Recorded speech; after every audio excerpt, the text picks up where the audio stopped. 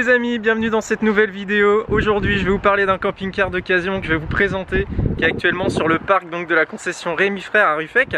Et pourquoi je me suis arrêté sur ce modèle d'occasion? Parce qu'il est trop craquant, il est petit, regardez-moi ça. Il fait moins de 6 mètres, il fait 5 mètres 99. Donc moi je trouve ça vraiment pas mal parce que en termes de stationnement, eh ben là, t'as quasiment le gabarit d'une voiture. On est sur Autostar, on est sur une fabrication française. Donc on va faire le tour, comme d'habitude. On va aller à l'essentiel. On va regarder vraiment, bah oui, les accessoires qu'il y a à l'intérieur qui permettent d'avoir le confort et l'autonomie suffisante pour y être bien. Eh ben écoutez, allez, déjà on va faire un petit tour, on va profiter du soleil. On va faire un petit tour extérieur. Donc on est sur un profilé. Donc c'est un modèle de 2012, fin 2012. Octobre 2012 exactement, c'est un Fiat qui fait 130 chevaux. Voilà, 130 chevaux. Il a la particularité, celui-là, ben c'est un Autostar. C'est vrai que c'est la marque de fabrique des Autostar, c'est que c'est du polyester. Donc polyester, comme j'ai toujours dit, le mien c'était avec des parois en alu. Donc l'alu c'est bien, mais le polyester, moi je trouve ça mieux puisque c'est réparable beaucoup plus facilement. Donc celui-ci est tout en polyester. Donc c'est le LP58, voilà. Moi je le trouve hyper craquant, le gabarit est quand même impressionnant. On est habitué à avoir de la longueur souvent. Regardez. On a une éclaircie, ça fait du bien aussi. Donc il a celui-ci en termes d'équipement, tiens, on va parler tout de suite des équipements extérieurs. Il a donc le store, il est équipé d'un panneau solaire pour l'autonomie. Un panneau solaire pour l'autonomie, ça c'est important, je vous le dis à chaque fois. Bien regarder ce qu'on a pour pouvoir être autonome quelques jours sur un même spot si on s'y sent bien. Ne pas avoir à forcément bouger pour aller se charger. Donc ensuite, tiens, on va commencer aussi avec les équipements extérieurs. On va faire un peu différemment d'habitude. Comme vous savez, c'est un peu freestyle, hein. L'idée c'est de découvrir le camping-car avec vous. Donc ici on va avoir... ici on a le mode de chauffage, voilà. Donc là je vois que c'est encore un Truma combi, donc qui fait chauffage, chauffe-eau en même temps. Voilà. Je croyais que c'était la porte des toilettes, mais non. Donc on a l'évacuation des gaz là juste ici. Voilà. Alors qu'est-ce qu'on a derrière? Ici on a un coffre du coup. Alors c'est un petit coffre dans la longueur qui rejoint un grand coffre qui est là. Alors attendez. Ça me fait penser au... Tiens d'ailleurs ça me fait penser à l'époque, je voyais souvent des Autostars qui avaient un grand coffre comme ça, la verticale, qui faisait, comment dire, rangement local pour le ski. J'ai fait pas mal de sports d'hiver en camping-car à l'époque avec mes parents. Et c'est vrai qu'il y avait beaucoup d'Autostars qui avaient les coffres à ski comme ça, c'était super pratique. J'ai l'impression qu'ils ont gardé ce style là, puisqu'on a un grand coffre qui fait toute la hauteur. Alors est-ce que... voilà. Tu peux ouvrir les étagères pour ranger des choses en hauteur et ça c'est vrai que c'est quand même pas mal. Et l'autre aussi se lève. Ok. Donc là tu as un grand coffre à la verticale, ici à l'arrière. Donc au niveau des rangements on a ça et ça. Ensuite on a un petit rangement ici. Donc on a un petit rangement ici avec les toilettes juste dessous. Ok. Ensuite, qu'est-ce qu'on a là? On doit avoir le coffre à gaz, normal, coffre 2 bouteilles avec l'inverseur. Bon, niveau rangement extérieur, on va dire qu'il a le minimum syndical. Il n'y en a pas énorme. D'ailleurs, pour information, c'est vrai que c'est une donnée que vous me demandez souvent. Celui-ci, d'origine, il a 530 kg de charge utile. Donc là, il faut déduire, il est équipé d'un panneau solaire, d'une antenne satellite automatique, d'un rideau, donc il faut enlever un petit peu de charge utile, donc il doit rester au moins 300-400 kg pour vous donner une idée. Donc ça donne une idée de ce qu'on peut stocker, ce qu'on peut transporter avec nous. Voilà, allez, on va aller voir à l'intérieur comment ça se passe. Pour rappel, je vais le découvrir avec vous. C'est parti.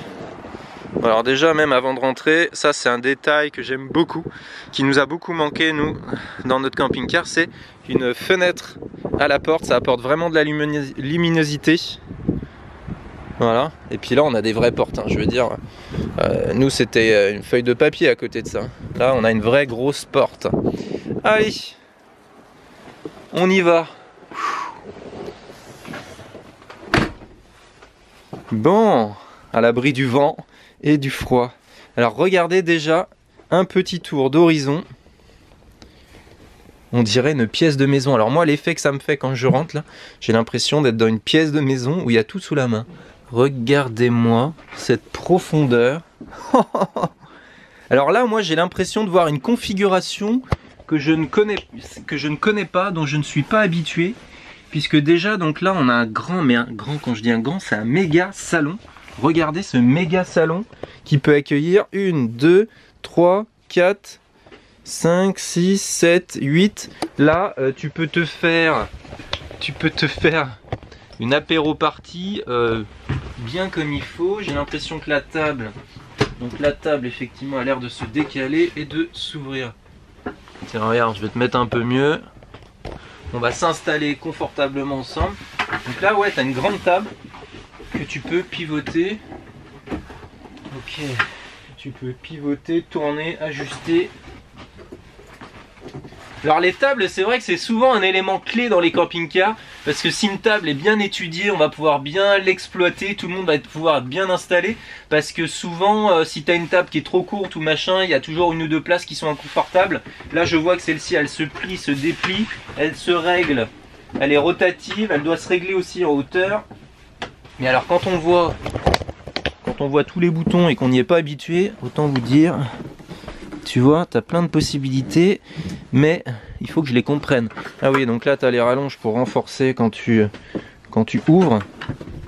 Voilà. Histoire que ça porte bien. Ce que je n'avais pas fait sur le premier coup. Ok, et ensuite, là, tu dois pouvoir régler bien, la hauteur. Eh oui, ah d'accord, tu peux te mettre en mode table basse et aussi transformer pour un couchage supplémentaire. Ok. Bon, on va essayer de faire ça bien quand même. On va essayer de la remonter. C'est quand même appréciable de pouvoir bien régler ta hauteur. Je galère un peu avec la table parce que je découvre en même temps que vous. Bon, donc je confirme, on peut vraiment la régler hyper haute, hyper basse, ou la mettre à plat pour faire un couchage supplémentaire. Donc c'est vrai, moi je suis pas fan des transformations pour faire un couchage. Mais là, ce que j'ai pu observer, c'est que ça se baisse d'un coup, enfin ça se baisse hyper facilement. T'as pas à lever la table, plier les pieds, etc. Nous, c'était le cas dans notre camping-car. Là, tu peux la baisser en 3 secondes, quoi. Donc ça, c'est vrai que c'est pratique. Donc, un méga salon pour le confort de la journée qui peut faire un lit d'appoint ou un lit supplémentaire. On va dire pour une personne, hein, idéalement une personne ou 2 enfants. Voilà. Et ensuite, au niveau du couchage, moi c'est ça qui m'interpelle, parce que le couchage c'est un des points essentiels, vraiment, si vous devez acheter un camping-car neuf ou d'occasion, le couchage c'est vraiment un des points où il ne faut pas se tromper, quoi, que ce soit d'un point de vue pratique, d'un point de vue facile à mettre en œuvre, etc. Donc là, en l'occurrence, il y a le couchage d'appoint ici. Au fond, j'ai l'impression que c'est la salle de bain, et donc le couchage, et c'est ce qui en fait une configuration un peu inédite, c'est que le couchage est ici en haut. On a un lit pavillon. Donc c'est vrai que le lit pavillon, pour le coup, eh bien le lit ne prend pas d'espace habitable, on va dire, puisqu'il est au-dessus de nous la journée. Tu vois, donc tu gagnes en espace de vie la journée. Et après, le soir, quand tu veux te coucher, eh ça se passe ici et rien qu'ici. Donc on va tester, tiens. On va tester ensemble. Donc j'ai l'impression que c'est électrique. Voilà, c'est électrique, donc il va falloir que j'allume le compteur quelque part. Il va falloir que j'allume le compteur quelque part. Voilà. Et on va voir comment ça marche. Mais comment ça marche, s'il vous plaît? Alors, on va regarder ça tout de suite. Ah non, ça c'est la lumière. On va dire que c'est ça pour le descendre. D'accord. Lit électrique. Mais regardez-moi ça, s'il vous plaît. Et donc là, tu descends et tu as ton lit directement ici. Donc tu as une espèce de Velux là-bas, regarde un peu. Tu as un Velux qui est assez énorme. Et donc tu as un grand lit directement ici qu'on doit pouvoir baisser plus. Ouais, tu peux le baisser plus en baissant cette banquette en fait là. Je vais pas faire de bêtises. Voilà. Là on est plutôt pas mal réglé. Donc tu as le rideau tout autour. Bon tu as un grand lit, hein. Tu as un grand lit ici. Ok. Et par contre, l'avantage quand même, ce qu'on pourrait se poser la question, c'est que tu peux quand même sortir du camping-car. et tu as encore accès à ta cuisine et ta salle de bain. Bon, par contre, c'est vrai que qu'il te faut de l'énergie pour lever et baisser ton lit, mais par contre, ça te demande aucun effort pour le remettre en place. Parfait. Tac. La ceinture de sécurité pour pas qu'il redescende. Voilà, donc c'est vrai que c'est facile à mettre en œuvre quand même. Il n'y a qu'un coussin que tu baisses, que tu remets en 2 secondes. Hop. Les petits rideaux, la petite finition, c'est vrai que c'est sympa quand même. Bon, c'est du détail. Bon, en tout cas, voilà. Moi, ce que je vois, c'est qu'il y a un lit unique. Voilà, un lit unique principal qui se descend, qui se met en place assez rapidement. Il y a énormément de luminosité aussi. Moi, ça, j'adore ces gros toits là. Puis avec les rideaux accordéons, c'est vrai que c'est quand même super pratique. Ça, c'est un truc que j'aurais bien aimé. Ça peut se rajouter d'ailleurs en option sur des camping-cars, mais c'est que ça coûte assez cher. J'avais regardé par exemple pour le pare-brise comme ça là. Un kit, bah tu vois, il l'a. Celui-là, il a le kit pare-brise. Parce que ça se met en 2 secondes. Hein. Mais ça vaut 8 ou 900 € une option comme ça, tu vois. 8 ou 900 € pour pouvoir fermer ton pare-brise. Comme ça, assez rapidement. Donc impeccable. Et tu l'as aussi au niveau des fenêtres pour tout fermer. Ça, c'est vrai que c'est confortable quand même. Regarde, en 2 secondes, tu fermes ta fenêtre. Et ben moi je le faisais à l'ancienne, hein. Je prenais mon masque extérieur, j'allais le mettre par l'extérieur. Ça allait tout aussi bien, après tout dépend là à quel degré de confort on le place. Mais quand un camping-car on est déjà équipé comme ça, autant vous dire que ça c'est des trucs pratiques et confortables. Et la mise en œuvre c'est rapidos quoi.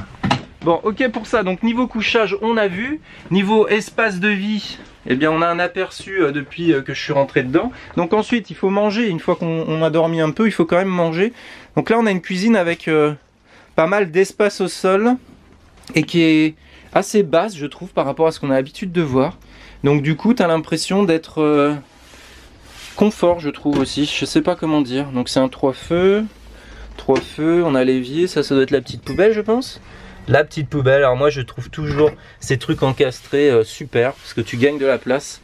Surtout la poubelle, c'est toujours un truc tu sais pas où mettre. Il a la hotte. Ok, il a la hotte et ensuite on a du rangement. Donc le rangement ça fait partie d'un des points aussi importants. Regardez toujours quand même en termes de rangement si ça correspond à vos besoins. Donc là on a un tiroir coulissant ici. Hop. Un petit tiroir ici.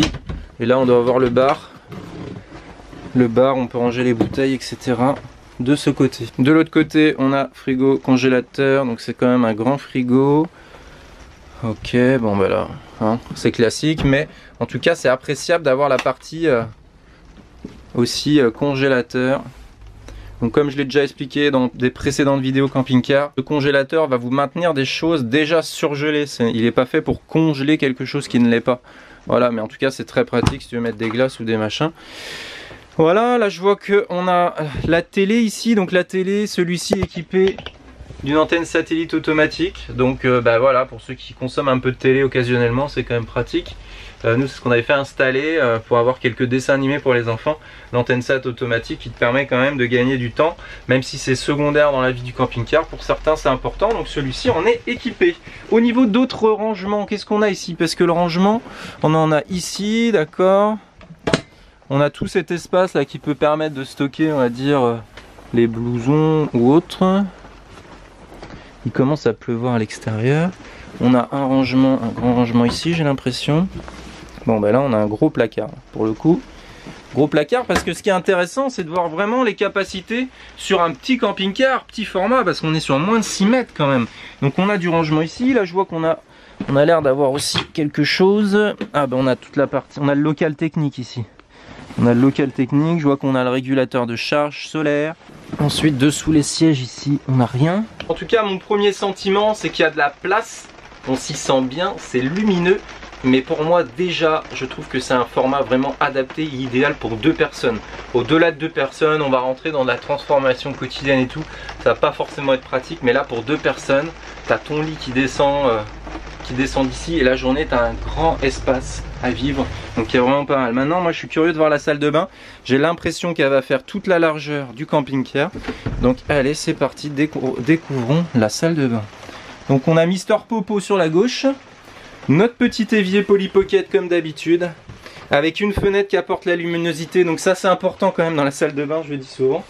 Et là donc on a un vrai bac à douche, avec une vraie douche de ce côté, avec une double évacuation. Tiens, mais ça y était sur un modèle que je vous avais montré récemment, c'est très pratique parce que quand t'es pas stationné 100% droit, t'as toujours ta douche qui reste un peu avec de l'eau. Bah là en l'occurrence t'as 2 évacuations, donc t'as 2 fois plus de chances de bien écouler ta douche et de bien la sécher. Avec la petite porte qui va bien, que tu peux fermer. Ok. Tu vois, tu fermes ta salle de bain, ta douche plutôt, en quelques secondes.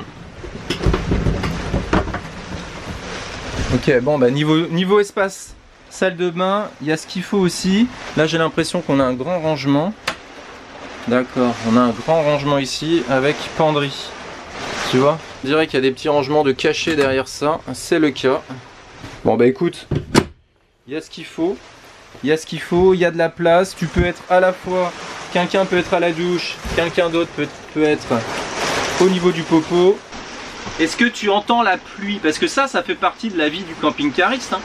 Les journées comme ça où il pleut, bah, tu es en contact, en osmose avec la nature, hein, puisque tu entends la pluie. Hein. Donc il y en a qui ça aide à dormir. Hein. Moi par exemple ça me berce la pluie. Bon en tout cas voilà, donc c'est un petit camping-car, moins de 6 mètres, profilé, Autostar, on est sur quand même une gamme assez sérieuse. J'avais regardé moi à l'époque pour de l'Autostar, je trouvais les compos vraiment pas mal et surtout ce qui me plaisait c'était le côté polyester. Donc celui qui veut un grand salon, celui-là a un grand salon. Celui qui veut justement éviter d'avoir une partie couchage qui lui prenne trop d'espace, bien celui-là a un couchage, c'est vraiment une configuration spécifique puisqu'il a que le couchage en hauteur, dépannage au niveau du bas, au niveau de la salle de bain, une grande salle de bain sur la partie arrière. Au niveau rangement intérieur, il y a tout ce qu'il faut. Au niveau rangement extérieur, un peu limite quand même. Donc ça peut se compenser avec du rangement intérieur, mais ça à étudier, ça à voir en fonction de chacun, en fonction des besoins. Donc il a aussi d'ailleurs celui-ci, il a un radar de recul, il a la clim cabine au niveau des options. Toujours penser à vérifier s'il y a des frais à prévoir ou quoi. Donc celui-ci, il n'y a pas de frais à prévoir. La distribution a été faite en 2019, la vidange aussi. Au niveau des pneus, c'est ok. Donc toujours vérifier ça. Il est garanti 12 mois d'un point de vue mécanique et cellules. C'est important à checker lors de l'achat d'un camping-car. 23 000 km, je ne sais plus si je l'ai dit. Et donc un Fiat 2,3 litres de 130 chevaux. Voilà, 2,89 m de hauteur, je me suis noté quelques trucs pour ne pas les oublier, ça fait partie des choses que vous aimez bien savoir, donc voilà. Donc celui-ci, ce modèle d'occasion de 2012 est au prix de 33 490 € actuellement sur le parc. Si toutefois c'est un véhicule qui vous intéresse, eh bien vous pouvez venir le voir directement en concession, passer un petit coup de fil avant pour savoir s'il est toujours disponible, et si vous donnez le code Family Rose, vous pourrez avoir le kit premier départ avec tous les essentiels pour un premier départ en camping-car, que ce soit le tuyau d'eau, la rallonge électrique, le produit WC, le papier de toilette, etc. C'est tout le kit complet. Souvent c'est des achats auxquels on pense pas forcément la première fois qu'on prend un camping-car. Et puis tu te dis bah tiens, ah oui il va me falloir ci, il va me falloir ça, et puis ça fait encore un petit billet à rajouter. Donc là en l'occurrence, eh bien si c'est un véhicule qui vous intéresse et que vous venez avec mon code Family Ross, eh ben vous aurez droit au kit de premier départ qui vous sera offert d'une valeur 150 €. Voilà, bah écoute, je pense avoir fait le tour sur ce camping-car. Ça faisait un petit moment que je n'avais pas montré une occasion. Je trouve celui-ci original d'un point de vue personnel. Je ne m'y verrais pas famille au complet, mais je m'y verrais bien avec Christelle par exemple, pour passer des week-ends ou partir en vacances. Donc voilà, ça vous donne un peu mon état d'esprit par rapport à ce format de véhicule. Mais à deux, je trouve que c'est vraiment pas mal, parce qu'il y a quelque chose dont on a vraiment besoin, même si on passe énormément de temps à l'extérieur quand on fait du camping-car, eh bien on a besoin d'avoir un bon espace de vie à l'intérieur. Et bien celui-ci, il répond vraiment. Eh ben écoute, en tout cas je vais te laisser sur ces quelques images. Je te dis à bientôt dans une prochaine vidéo. Tu retrouves toutes les infos là dans la description, et puis on se dit à bientôt.